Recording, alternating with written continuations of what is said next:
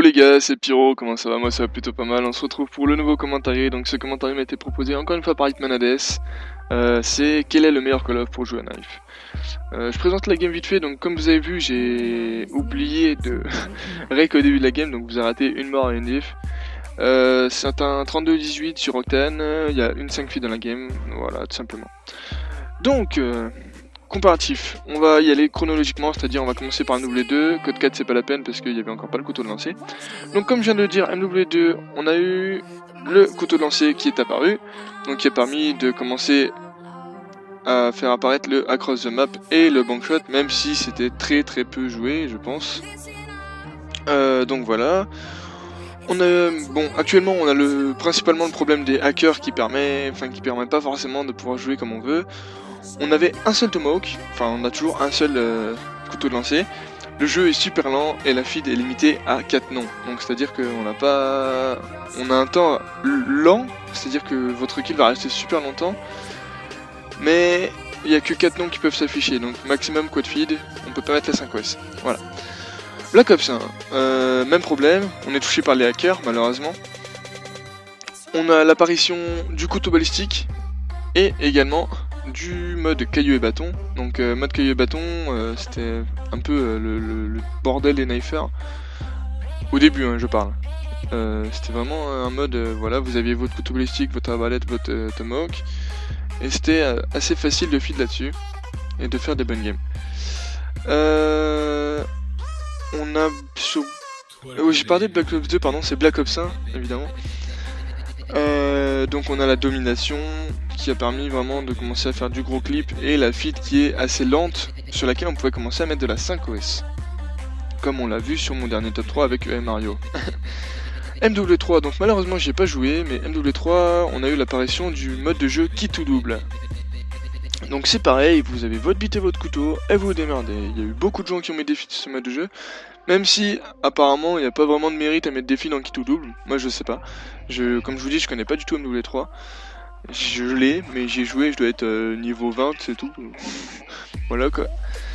Donc voilà, MW3 c'est pas exceptionnel au niveau knife. Black Ops 2, on a le retour du caillou et bâton, on a le retour du couteau balistique, la possibilité d'avoir 2 tomahawks sans passer un atout en pro, donc c'est-à-dire avec l'atout danger proche. Vous avez 2 tomahawks, vous avez un balistique à 4 lames également. Donc là on a vu l'apparition du knife complètement. C'est-à-dire qu'on a vu également les top 10 couteaux qui sont apparus en même temps que Black Ops 2. On a vu des feeds de fou, on a vu les trickshots qui sont apparus, les across single c'était de la merde, on est carrément passé au double voire au triple across sur ce jeu. On a vraiment vu une évolution du knife énorme sur Black Ops 2. Call of Duty Ghost, c'est pas énormément compliqué à définir. Donc là, ah oui, j'ai oublié de parler de ça encore une fois. C'est la deuxième fois que je fais ce commentaire.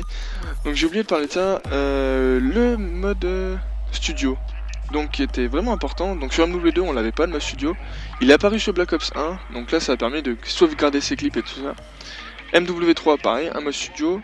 BE2, un mode studio mais vraiment plus que complet, avec possibilité de faire des suivis tomahawk et tout ça. C'était vraiment, quand je vous dis que c'est l'évolution du knife, Black Ops 2 c'est vraiment un truc de fou. Ghost malheureusement, disparition de ce mode studio. Donc obligation d'acheter un Elgato ou un Avermedia, obligation d'investir.